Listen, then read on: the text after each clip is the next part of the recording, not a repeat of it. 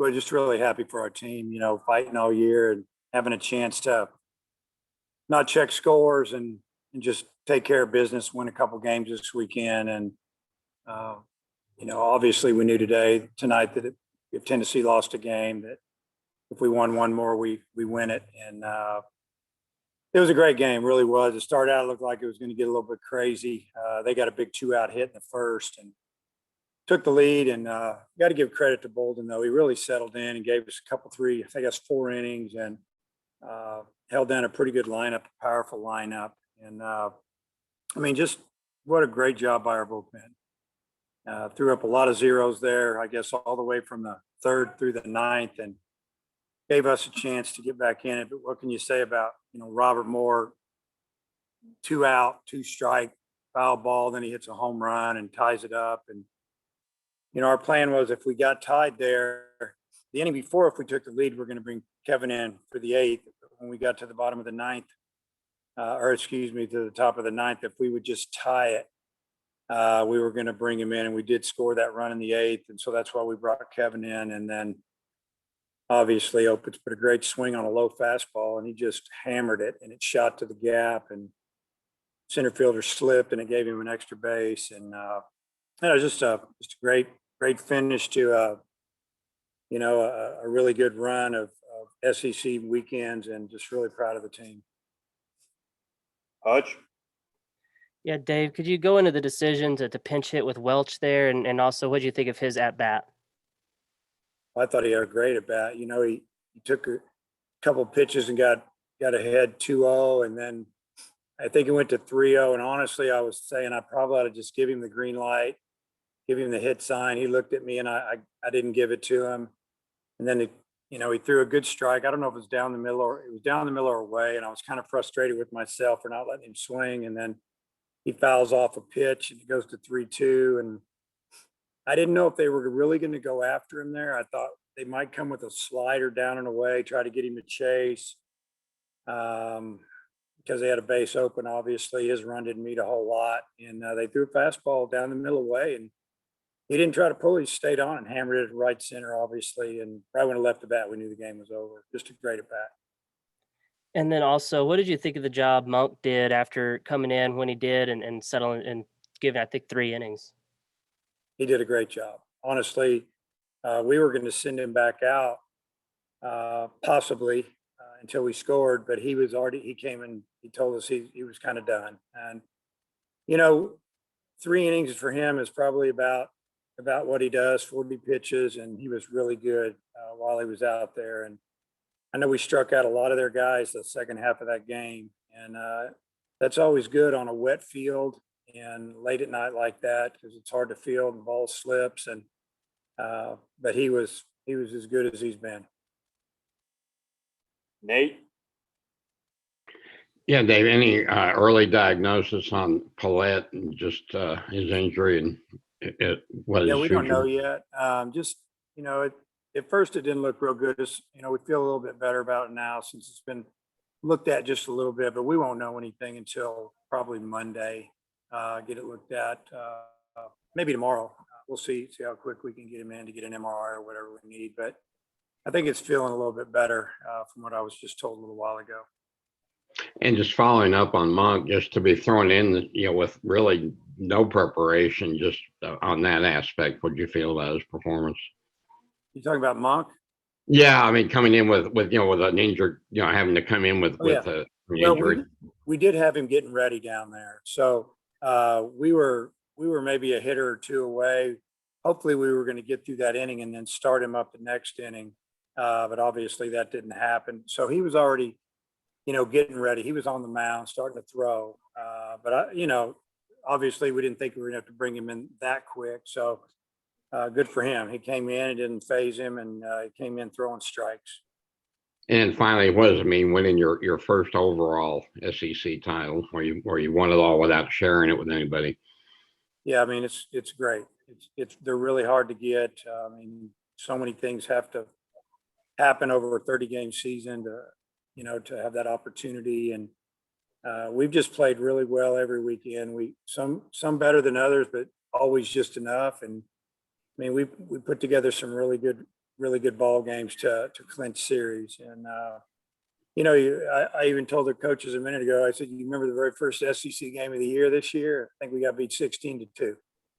And, that one got away from us, but we didn't let it phase us. And just excited for everybody involved with the baseball program right now. Thank you. Andrew Ellis. Hey, Coach, Goodhart was having a little bit of some struggles over the last few games, and there in Leftwich's first inning, he really made him work and ended up getting a base hit. It didn't result in a run, but how good was it to see him come through there? And you think that's something that could maybe get him going a little bit? Yeah, that was a really big at bat because, we all know how good Leftwich is. I mean, he's a big time pro prospect, and just the way he got out our first two hitters that inning, I think. And then, Goodhart just fought him in 7-8 pitches. And then he finally decided to try to go with a breaking ball. He left it up and he singled up the middle. That was a big time at bat. Really good to see. And I was happy for Matt because he was really frustrated. I haven't seen him that frustrated in a long time. And just going back to Welch, have you ever had a weapon like that off the bench, a guy who's, not playing every day, but he's batting 400 and the sample size is getting pretty big? I mean, just what can you say about the work he's done and kind of embracing his role? At this level, I guess it's rare to have a guy like that because you're going to play him all the time. Charlie's a guy that, he's a catcher. He's trying to play a little first. He's a hitter is what he is. And, Goodhart's been our DH, and, Charlie's gotten in. Whenever he gets in, he seems to get a couple of hits. And faced left-handed pitching early in the season. He seemed like he had a home run about every other bat against him. And, but I'd say no, because usually if you have a guy that hits like that and not played all the time, he's probably upset. And Charlie's been a really good teammate. Really proud of him, the way he's taken it. And he's happy to be a part of this team and contribute. And also the Robert Moore home run. I mean, he was another guy that, was kind of struggling a little bit, but, that one got out, pretty easily. What'd you see on that one? I see that I think he kind of shocked him when he hit it. I mean, he was down 1-2 before he knew it, fouled off a pitch or two, took a pitch, and then bang. I think he hit a cutter. I don't know what it was. I don't know if it was a true fastball, kind of down the middle in, and he clubbed it. And we knew right when left the bat, the game was tied. And, Robert's done a tremendous job of coming through in the clutch for us this year, and I don't know, just a big time swing from a guy that wants to be in the middle of it. Tom. I think we have this calculated as your 12th win when you trailed by 3 or more runs. Just maybe how appropriate was it that this is the same kind of way you've been winning games all year? Yeah, I mean, it seems like we're behind a lot, maybe 75% of the time. The other team seems to score first. It doesn't seem to phase us too much. You've got to have some good bullpen guys that to hold them down and give us a chance to work our way back in if it doesn't go good. And obviously the bullpen saved us again today. But really Bolden did a nice job getting us to the 5th inning, and then we turned it over to the pen and they did it. It's after midnight. I'm wondering how you might celebrate this one tonight, and then who you might start as your pitcher tomorrow. Yeah, I'm gonna celebrate this one by going home and going to bed, and then my pitcher tomorrow that'll start will be Wiggins, and you might see a few different guys in the lineup as well. Thanks. Bob. Dave, I guess you and Vandy from 2013 or something like that are the only SEC teams to win 10, go 10-0 in series. What do you think of that? Yeah, I mean,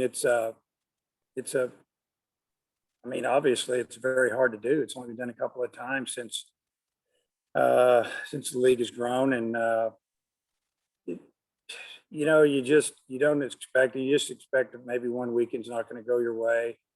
We always talk to our guys in the fall about league play and how tough it is. And, the new guys, they probably don't believe it until they see it. Older guys try to tell them that it's a grind and it's hard to win.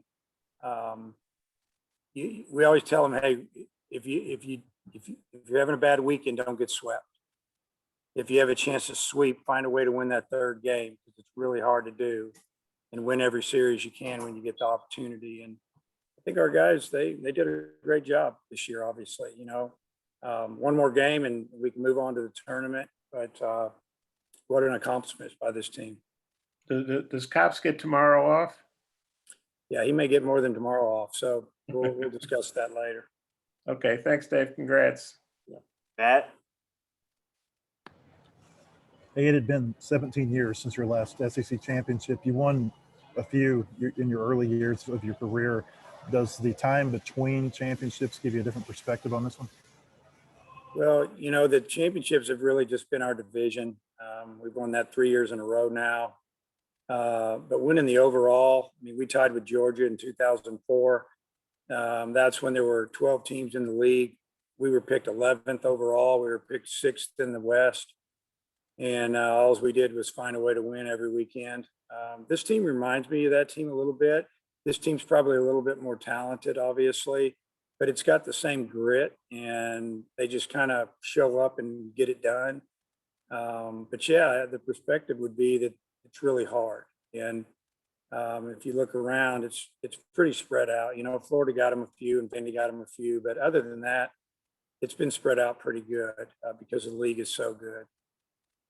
I saw after you shook hands with Sully, you turned around, took your hat off, tipped it to the crowd. What was going through your mind at that moment?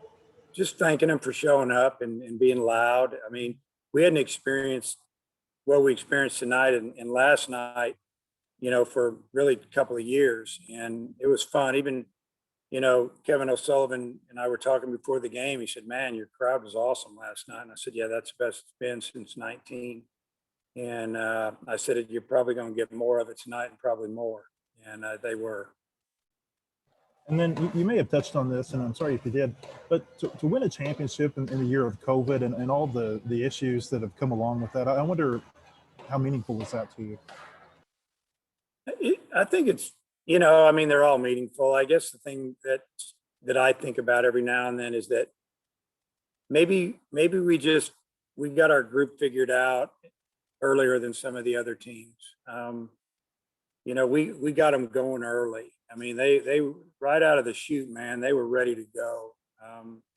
In Arlington, Texas, it seemed like it was 3 weeks ago. I mean, I can't believe how long ago it was, but we got their attention, and the coaches did a great job of rounding these guys up, and the guys did a great job of really focusing in and taking every game really serious, and it just kept going. Hutch, Dave, you said a couple of times how Bolden got settled in. What was going wrong early, and how was he able to right the ship there? Just location. The big left-hander hitter that slapped one down the left field line. The ball was up and in. Give him credit. He got his hands inside the baseball. I mean, we even had the shift on him because he on the report, I don't know if he's ever hit a ball over there all year. And the first pitch base hit, the very next pitch was a slider, and it just spun right in the middle of the plate. And he smoked it in the 5-6 hole, and all of a sudden 2 runs. And just some mistakes ahead in the count or straight up in the count. And they did a nice job with it. But then he settled in and started throwing his fastball in, busting him in a little bit. And he got some quick outs. And, they got into one ball that the wind kept it in the park. And other than that, he did a nice job.